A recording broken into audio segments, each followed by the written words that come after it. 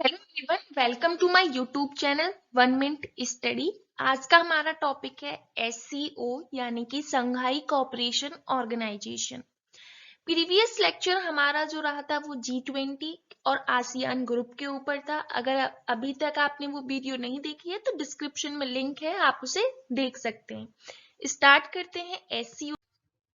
अब बात कर लेते हैं कि ये न्यूज में क्यों रहा है। तो न्यूज में इसलिए रहा है क्योंकि एससीओ का 22nd समिट हुआ है 2022 में, जो कि समरकंद उज्बेकिस्तान में हुआ है। और यहाँ पर पार्टिसिपेट किया है इंडिया की तरफ से प्रधानमंत्री नरेंद्र मोदी जी ने। और 2023 के लिए एससीओ की प्रेसिडेंसी भी इंडिया को हैंडओवर कर दी गई है।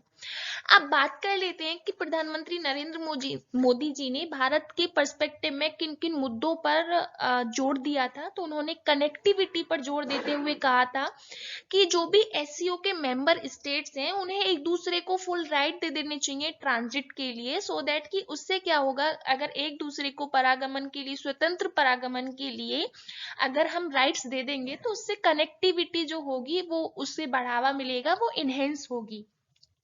और उन्होंने फूड सिक्योरिटी को लेकर कहा कि विश्व जैसा कि एक खाद्य संकट, फूड क्राइसिस को फेस कर रहा है, तो उन्होंने मिलेट यानी कि बाजरा को बढ़ावा देने पर जोर दिया कि अगर हम बाजरा को बढ़ावा देंगे तो इससे भारत को तो लाभ होगा ही होगा, साथ में इससे इंडिया का एक्सपोर्ट बढ़ेगा। और एससीओ मेंबर कंट्रीज भी जब इंपोर्ट करेंगी तो इससे फूड क्राइसिस की प्रॉब्लम को भी सॉल्व करने में मदद मिलेगी। इसलिए एससीओ, और क्योंकि एससीओ इसमें बहुत बड़ा रोल प्ले करेगा, इसलिए उन्होंने 2023 के लिए इंटरनेशनल ईयर ऑफ मिलेट्स घोषित भी कर दिया था। और जो तीसरा मुद्दा उन्होंने उठाया, तीसरा मुद्दा ट्रेडिशनल मेडिसिन को लेकर उठाया। डब्ल्यूएचओ ने अप्रैल 2022 में global centre for traditional medicine open किया था गुजरात में, और ये विश्व का पहला ऐसा सेंटर है जो कि ट्रेडिशनल मेडिसिन को लेकर बनाया गया है। तो इससे क्या होगा, क्योंकि इंडिया जो है वो ट्रेडिशनल मेडिसिन के लिए जाना जाता है, तो इससे इंडिया को बहुत हेल्प मिलेगी। टूरिज्म की बात करें तो टूरिज्म, एससीओ की जो मेंबर कंट्रीज हैं उन्हें टूरिज्म को बढ़ावा देने के लिए वाराणसी को एससीओ का टूरिज्म एंड कल्चरल कैपिटल घोषित कर दिया है 2022 से लेकर 23 के लिए। अब बात कर लेते हैं एससीओ के बारे में। तो एससीओ जो है वो एक permanent intergovernmental international organisation है, और इसका जो मेजर फोकस्ड एरिया है वो पीस, सिक्योरिटी और स्टेबिलिटी को लेकर रहता है। इसका जो फॉर्मेशन हुआ था वो 2001 में हुआ था।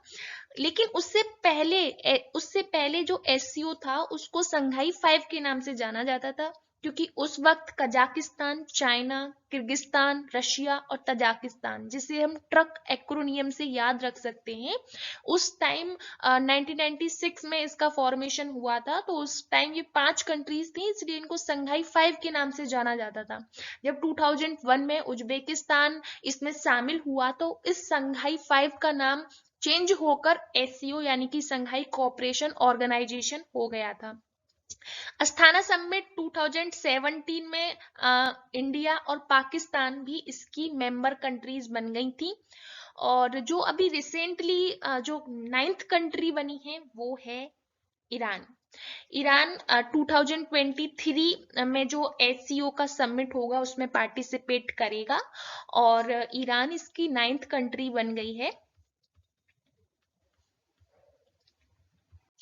अब बात कर लेते हैं इसके हेडक्वार्टर की। तो एससीओ का हेडक्वार्टर बीजिंग चाइना में है, और इसकी 2 ऑफिशियल लैंग्वेज हैं, रशियन और चाइनीज। इसकी 9 मेंबर कंट्रीज हैं, Tajikistan, Kazakhstan, Kyrgyzstan, China, Russia, Uzbekistan, India, Pakistan and Iran. इसकी 2 परमानेंट बॉडीज भी हैं, एससीओ सेक्रेटरीट इन बीजिंग जो कि बीजिंग में है। लेकिन रेट्स जो है वो स्पेशली टेररिज्म को लेकर बनाई गई है, टेररिज्म से लड़ने के लिए रीजनल एंटी टेररिस्ट स्ट्रक्चर बनाया गया है। ये बेसिकली रेट्स जो है ये टेररिज्म से, आतंकवाद से लड़ने के लिए ये संस्था बनाई गई है।